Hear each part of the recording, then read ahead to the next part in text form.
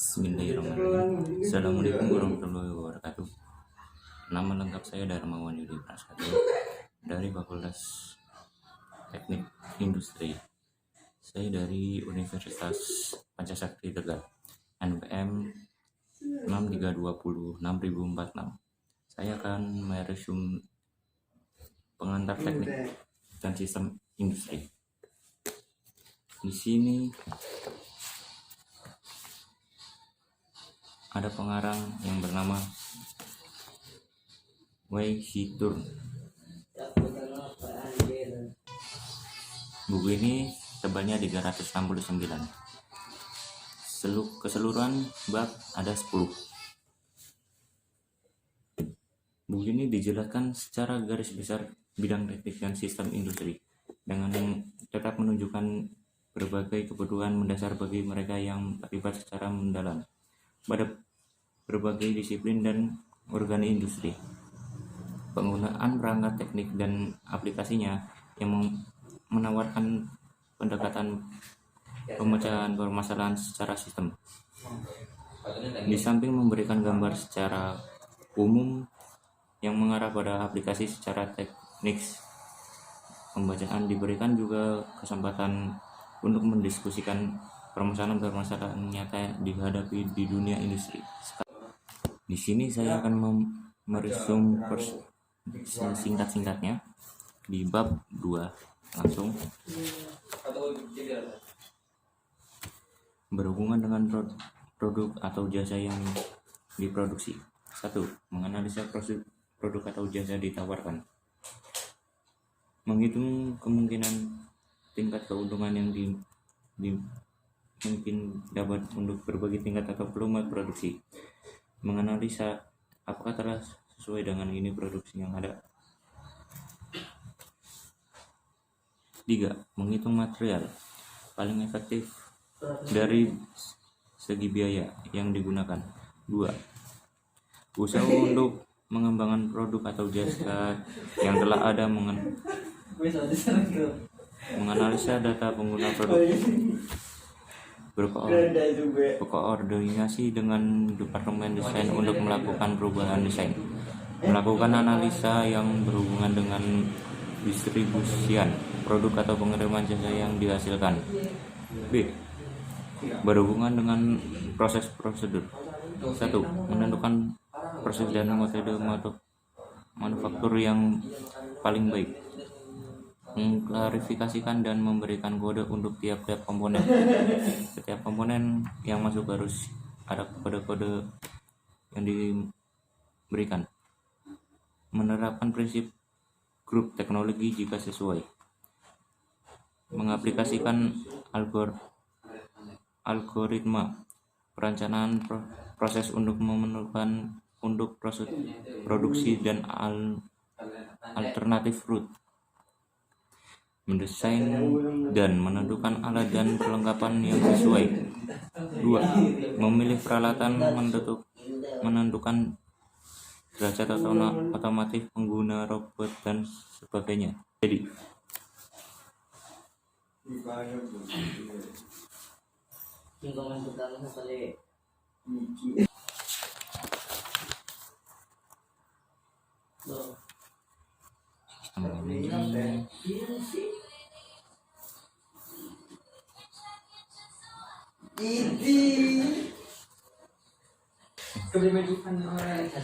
di sini saya akan menjelaskan sistem manajemen berhubungan dengan sistem informasi. 1. Menentukan kebutuhan informasi manajemen. Mengidentifikasi keputusan yang dibuat oleh semua level manajemen, menentukan kedapatan waktu dari masing-masing keputusan tersebut, menentukan data dan informasi yang dibutuhkan untuk tiap-tiap keputusan, mengidentifikasi sumber dari masing-masing elemen data, menentukan bentuk data dan kebutuhan dan media yang digunakan untuk mentransmisikannya. 2. Merancang basis data untuk mendukung sistem informasi, menentukan format input dari sumber data, menentukan file-file yang dibutuhkan, menentukan isi dari masing-masing laporan tersebut, menentukan elemen atau area data yang dibutuhkan oleh masing-masing laporan tersebut, mendesain hubungan antara berbagai file data yang digunakan. 3. Mendesain laporan untuk tingkat manajemen, mendasarkan level atau tingkat manajemen, mendasarkan periode waktu, mempersiapkan untuk menyelidiki yang interaktif. 4. Membuat analisa dan sesuai dengan yang dibutuhkan. 4. Menyediakan umpan balik untuk semua level manajemen. 6. Mengembangkan dan mengimplementasikan sistem produk keputusan. 7. Menganalisa kebutuhan komunikasi dan data jaringan komputer. B. Berhubungan dengan sistem biaya dan keuangan. Di sini saya akan memperhatikan berhubungan dengan sistem biaya dan keuangan. Merancang sistem anggaran. 2. Membuat berbagai studi ekonomi teknik. 3. Merancang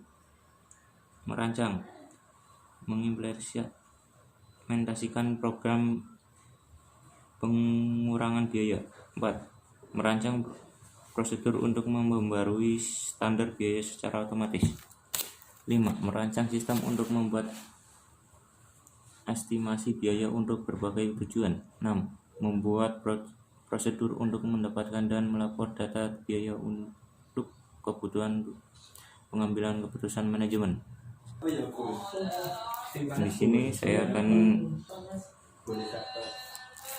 meresum pelayanan pada tingkat perusahaan. 1. Menentukan misi organisasi, menentukan area kunci bagi perusahaan, menentukan sasaran jangka panjang, menentukan tujuan jangka pendek, mendesain sistem untuk memisah-misahkan hasil yang didapatkan, melakukan perbandingan untuk membuat perencanaan dan menentukan kegiatan perbaikan,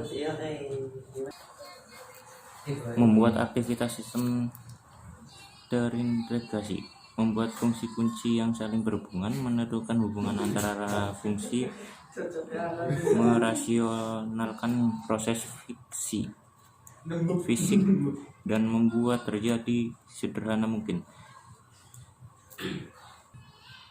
mengimplementasikan perjanjian standar komunikasi data.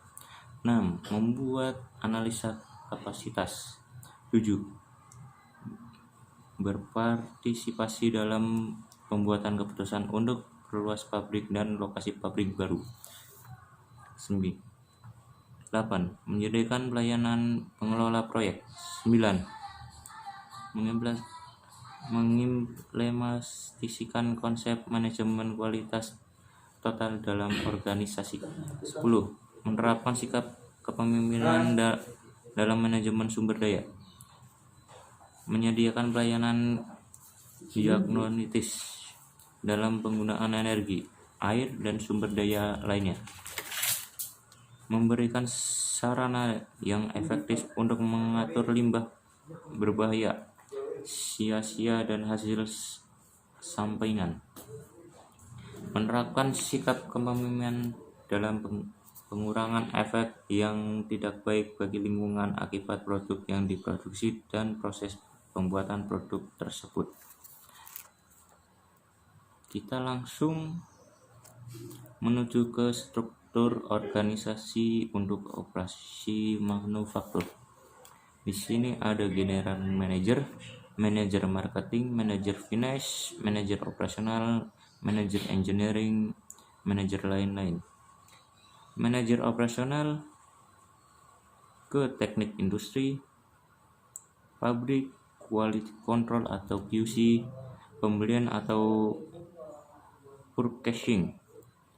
Nah, di sini pabrik ke supervisor produksi 1 ke supervisor produksi 2. Lalu ke supervisor maintenance atau perawatan. Dari saya, Assalamualaikum warahmatullahi wabarakatuh.